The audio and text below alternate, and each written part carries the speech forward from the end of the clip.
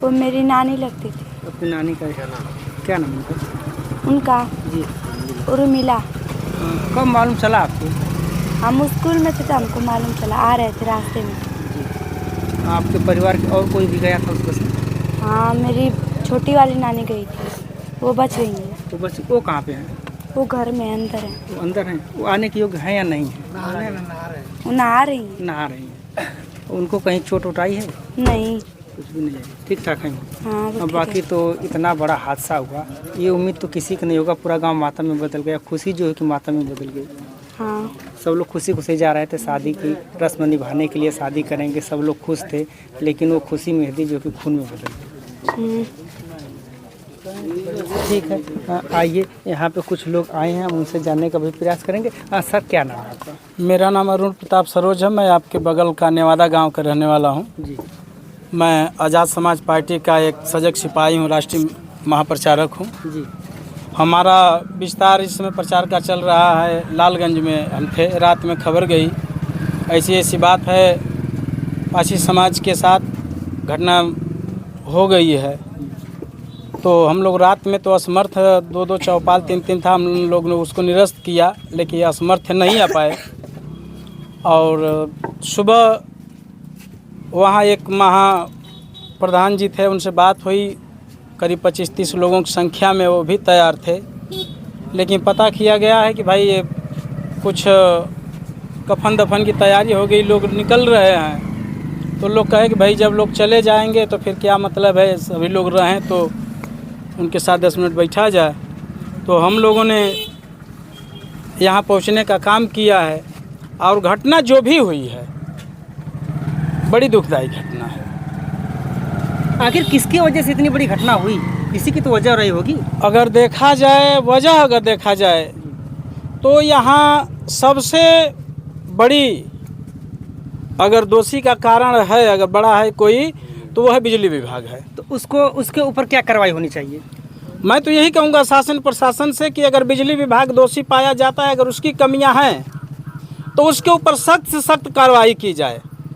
या नहीं तो फिर प्रशासन के बस में अगर नहीं है कार्रवाई करना, तो प्रशासन सिलेंडर बोल के हाथ खड़ा कर दे कि हमारे बस की बात नहीं है इसको करना, या पासी समाज जिंदा है, उसको कराने की औकात और दम रखता है और उसको करवा लेगा। सर, अगर देखा जाए तो सवाल बढ़ता जा रहा है। अगर आप कह रहे हैं बिजली विभाग की कमियां हैं, हम भी माने, लेकिन यहाँ के लोग जो भी गए थे तो वो लोग बोलेगा अगर प्रशासन वहाँ पे बस नहीं मुड़ाई होती तो इतना बड़ा हादसा नहीं हुआ। ये बात सही। प्रशासन की इसमें क्या कहेंगे आप?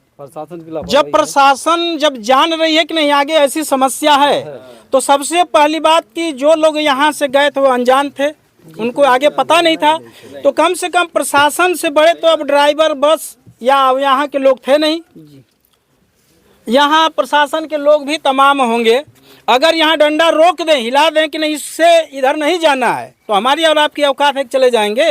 अगर जिधर प्रशासन कह रही है कि उधर चलिए, तो उधर तो कम से कम उसको फ्रेश रखना चाहिए। ये तो है, कम से कम उसको ध्यान रखना क्या चाहिए। कार्रवाई होगी, उसके ऊपर कार्रवाई होनी चाहिए या नहीं होनी चाहिए? वहाँ जो भी प्रशासन के लोग थे, अगर बस को घुमवाने या मुड़ाने का अगर वो काम किए हैं, तो उनको पूरी हकीकत बता देनी चाहिए थी। और न बताने की वजह से बस ये सारी दुर्घटना हुई। अगर बता देते कि ऐसी ऐसी समस्या आगे होगी, तो यह शायद समस्या नहीं होती। कोई मरने के लिए तैयार है? बताइए, यहाँ कोई मरना चाहता है? नहीं, कोई जानबूझ के मरना चाहेगा।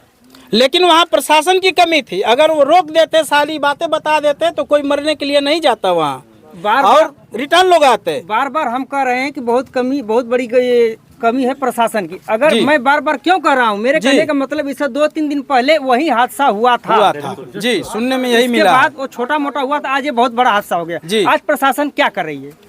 आज प्रशासन अब देखिए क्या कर रही है। हमें तो प्रशासन का इंतजार है। बस ये बहानाबाजी हो या चाहे करें या न करें, उनके ऊपर भी कार्रवाई होनी चाहिए, सख्त कार्रवाई होनी चाहिए। अगर प्रशासन उनके ऊपर कार्रवाई नहीं करती है, तो अगर कोई खड़ा हो चाहे न हो, लेकिन आज़ाद समाज पार्टी इस पीड़ित परिवार के साथ खड़ी रहेगी। कुछ लोग हमें कह रहे हैं कि आप अगर ऐसे लोगों के ऊपर आवाज़ उठाएंगे तो आपके ऊपर बुलडोजर भी चलेगा, आपके घर मकान के ऊपर। तो मैं यह कसम खा लिया हूँ, एक आज़ाद समाज पार्टी का सजग सिपाही हूँ, कि मेरा झंडा, मेरा डंडा, मेरा चद्दर और मेरा कफन यही है समाज के लिए। इसके लिए जीऊंगा, इसके लिए मरूंगा और पीड़ित परिवार के लिए न्याय दिलाने के लिए मैं किसी भी हद तक जाने के लिए तैयार हूं और मेरी पार्टी तैयार है। अगर न्याय पीड़ित परिवार को नहीं मिलता है तो क्या करेंगे आप? हम जितना तक हो सकेगा पहले कोशिश करेंगे कि न्याय दिलाएं। अगर न्याय नहीं मिलता है तो शासन प्रशासन के साथ हमें भी भाई सख्ती बरतनी पड़ेगी, हम भी अपना कुछ करेंगे पीड़ित परिवार के लिए। चाचा आप क्या कहेंगे, कुछ कहेंगे?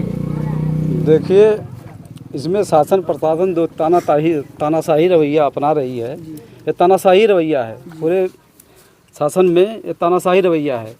और पहली बात तो अगर ये पहले घटनाएं वहाँ मंदिर है ना, मंदिर है ना, तो एक दिन की तो बात है नहीं, वो हर दिन की हमेशा बात है। हाँ हमेशा लोग जाते रहे होंगे और घटनाएं भी घटी होंगी, तो इस पे घटी है। शासन प्रशासन को पहले से सतर्क हो जाना चाहिए था और उसको जो मरम्मत जो तार हो रहा है उसको मरम्मत करवा देना चाहिए था, या तो रास्ते में उसको डाइवर्ट कर दे, बंद कर दे, क्लोज कर दे कि वहाँ कोई जा ना पाए। तो सारे जितनी इनकी व्यवस्था है सब गड़बड़ चल रही है और ये लोग तानाशाही रवैये की वजह से जो है कहते हैं ना, योगी जी कहते हैं ना कि हमारे राज्य में सब शासन व्यवस्था दुरुस्त है, सुदृढ़ है। कहाँ सुदृढ़ और दुरुस्त कहाँ है बताइए? ये लापरवाही हो रही है। जाने जो हमारी इतनी आसानी से जा रही है, बताइए क्या करे ये शासन सत्ता? अगर माना जाए तो महाहर धाम जो कि माना जाना धाम है, माना जाना धाम है। अगर एक नेता मंत्री के विधायक बेटे में इतनी प्रशासन लोग चल के बॉर्डर क्रॉस कराते हैं, जी जी, तो इसमें प्रशासन क्यों नहीं काम अपना अहम भूमिका निभाना चाहिए ना? बस के आगे तो जाना चाहिए तो उसको। अरे भाई, हमारी जनता उनको जब यहाँ से जिता के राज्य की गद्दी सौंपा है तो उनकी जिम्मेदारियाँ क्या हैं?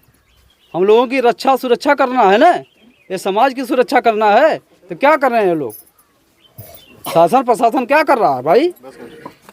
से बता दीजिए। हमारा जो है दीदारगंज विधानसभा है, सरामीर हमारा थाना पड़ता है। हमारा सुभाष सरोज नाम है, हम लालगंज से प्रत्याशी हैं, सुभाष सरोज। और देखिए, हम अपने समाज की लड़ाई पूरे उत्तर प्रदेश में कहीं भी हमारे समाज के साथ अगर कुछ होता है तो मैं वहाँ जाने का काम करूँगा और अपने पार्टी के साथ डंडे झंडे के साथ सबको न्याय दिलाने का काम करूँगा। अनीजा, कैसे मालूम चला कि करंट लगल बस में? बस यहाँ से गई जी, अब बस फिर जाके मंदिर कुछ दूर रहा, यहाँ रुक गई जी। हमने सब उतर गए नहीं, सब वहाँ उतर गए। अच्छा, आप उतर गए नहीं? हाँ, उतर के फिर हमने चले गई नहीं मंदिर के पास, और बाकी लोग फिर मंदिर पर अरे फिर बस पर लोग चढ़ गए नहीं, लड़की के साथ थे काकि बस घूमर के ऐसे जाई मंदिर के पास। ओकरे बाद वो हम ना जनली, हम तो आगे निकल गई नहीं, अब और बाकी मेरा रूम में चढ़ गई नहीं। अब फिर वो बस घुमा के ऐसे लेके गई ना, अब फिर वो बिजली का तार लटकल अब देखल ना अपन धैल बस में आप रही? हाँ, नहीं जब जल ना, उससे पहले आप उतर हम उतर गला नहीं, 10-20 मिनट पहले हम उतर गला। अब बाकी बस के जलत आप अपने आँख से देखनी? हाँ, पूरा बरत रहे बस। उस समय आत्मा हृदय का है का कहला छपटिया के रहेगा वहाँ के का बस चलल कि कोई कुछ करी, हमन के आँख के सामने बस बरत रहे। हाँ। रात को नींद नहीं आया? नहीं, खाना अच्छा नहीं आई फटत था, आई सोच के अध्ययन तो कांपत है गाय मत ठड़ा होकर का मन। अगर प्रशासन बस नहीं मुड़वाया होता तो इतना बड़ा हादसा नहीं होता। हंसता ना भरल हो। तो सबसे बड़ा कमी केकर बताओ चाहिए? अब सबसे बड़ा कमी तो जैसे वहाँ का लोग हमें पुरुष दरोगा उन लोग का कमी न बा। आपको क्या लगता है? वो हमारे जेठान रही बड़ी। क्या कहल चाहते हो सरकार से? क्या कहल चाहते हैं सरकार से? मांग है आपका? अब का मांग बका सरकार दिया जान दिया, जान के बदला जान दिया सरकार, जौन सपरी तन दिए मदद करिए और का दिए। अब तो जौन जान चल गए तो चल गए, परिवार के जौन उनके भाई रहो। माता जी काफी